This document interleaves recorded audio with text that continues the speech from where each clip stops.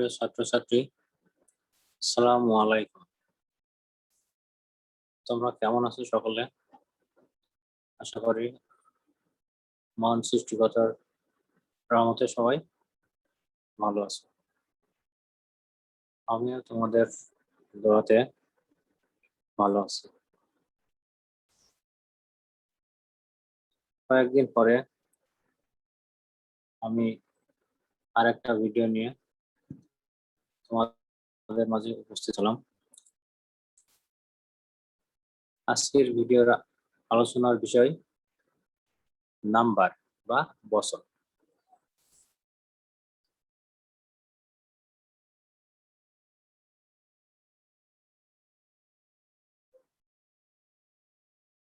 Number বা বচন এবং এর প্রকারভেদ এবং পরিবর্তনের নিয়ম। Types of number and rules of changing.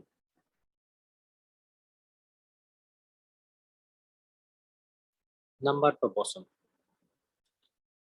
Number বা বচন বলতে কি বোঝো?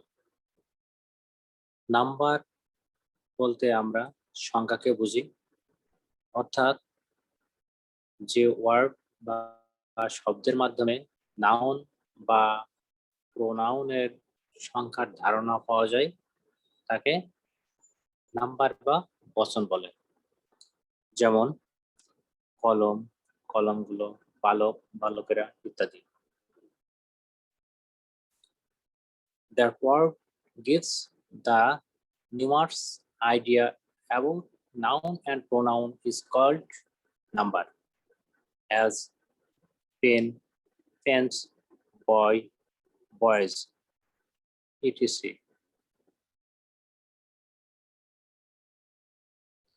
Types of number বা বচনের প্রকারভেদ। নাম্বার বা বচন দুই প্রকার, যথা সিঙ্গুলার নাম্বার এবং প্লুরাল নাম্বার। সিঙ্গুলার নাম্বার বা একবচন, যে ওয়ার্ড বা শব্দ দ্বারা একটিমাত্র ব্যক্তি বা বস্তুকে বোঝায় তাকে সিঙ্গুলার নাম্বার বা একবচন বলে। যেমন কলম, বই, সে। That words refers only one noun and one pronoun is called singular number, as pen, book, he.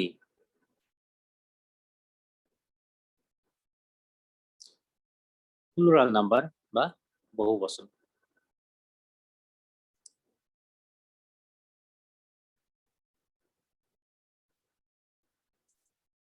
যে ওয়ার্ড বা শব্দ দ্বারা একের অধিক ব্যক্তি বা বস্তুকে বোঝায় তাকে প্লুরাল নাম্বার বা বহুবচন বলে। যেমন কলমগুলো, বইগুলো, তারা। That word refers a few or many noun and pronoun is called plural number, as pens, books, they.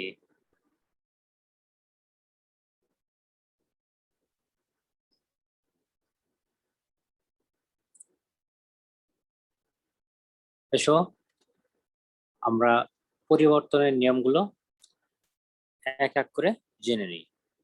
আমাদের প্রথম নিয়মটা হচ্ছে, সাধারণত সিঙ্গুলার নাউনের শেষে এস যোগ করে প্লুরাল নাউন গঠন করা হয়। যেমন cow, cows, boy, boys, girl, girls, cat, cats, pen, pens, dog, dogs, book, books, tiger, tigers, desk, desk.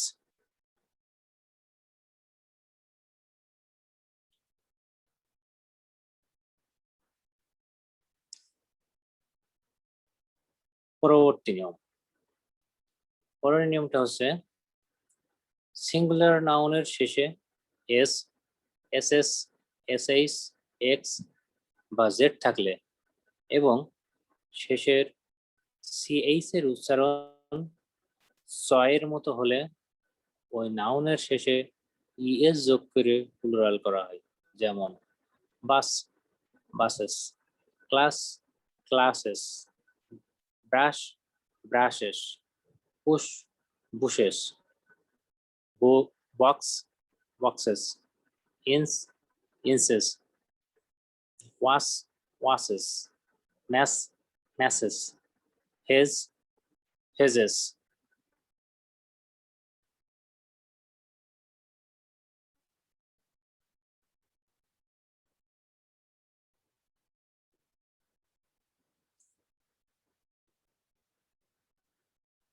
এসো পরবর্তী নিয়মটা জেনে নিই। পরবর্তী নিয়মটা একটু ব্যতিক্রম। সিঙ্গুলার নাউনের শেষের সেইসের উচ্চারণ ছয়ের মতো না হয়, যদি কয়ের মতো হয় তাহলে ইএস যোগ না করে শুধু এস যোগ করে প্লুরাল গঠন করা হয়। যেমন stomach, stomachs, patriarch, patriarchs, monarch, monarchs, matriarch, matriarchs. বন্ধুরা, এখানে অর্থগুলো হয়তো তোমাদের সবার নাও জানা থাকতে পারে, তাই অর্থগুলো আমি জানাই দিচ্ছি। স্টোমাক অর্থাৎ পাকস্থলী, প্যাট্রিক অর্থাৎ পিতৃপ্রধান, অর্থাৎ যে পরিবারের পিতাই প্রধান সেটাকে প্যাট্রিক বলা হয়। মনার্ক রাজা বা সম্রাট। ম্যাট্রিক অর্থাৎ যে পরিবারের মাতা প্রধান বা মাতৃপ্রধান প্রধান পরিবারকে ম্যাট্রিক বলা হয়।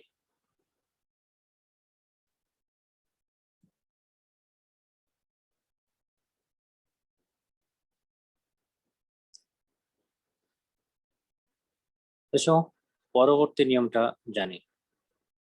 পরবর্তী নিয়ম হচ্ছে সিঙ্গুলার নাউনের শেষের বর্ণ ওয়াই এবং ওয়াই এর পূর্বে যদি কনসোনেন্ট থাকে তাহলে ওয়াই উঠে যেয়ে এর পরে আইএস যুক্ত করে প্লুরাল করা হয়। যেমন army, armies, body, bodies, hobby, hobbies, lady, ladies, story, stories, fly, flies, baby, babies. তোমরা দেখো এখানে প্রত্যেক শব্দের শেষে ওয়াই আছে এবং ওয়াই এর আগে কনসোনেন্ট আছে। আর যে কারণে কনসোনেন্ট থাকার কারণে আমরা ওয়াই এর পরিবর্তে আইইএস যোগ করে প্লুরাল করেছি।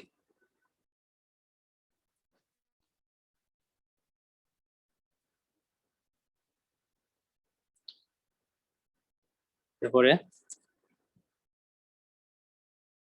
পরবর্তী নিয়ম, কিন্তু ওয়াই এর পূর্বে যদি ভাওয়েল হয় সেক্ষেত্রে সিঙ্গুলার নাউনের শেষে শুধু এস যোগ করে প্লুরাল করা হয়।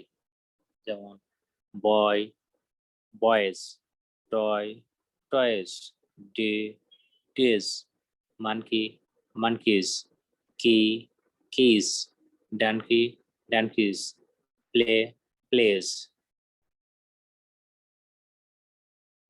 বন্ধুরা, এখানে শব্দের অর্থগুলো একটু জেনে নাও। বয় অর্থ বালক, টয় অর্থ খেলনা, ডে অর্থ দিন, মানকি অর্থ বানর, কি অর্থ চাবি, ডানকি অর্থ গাধা, প্লে অর্থ নাটক। বন্ধুরা, আজকে এ পর্যন্তই।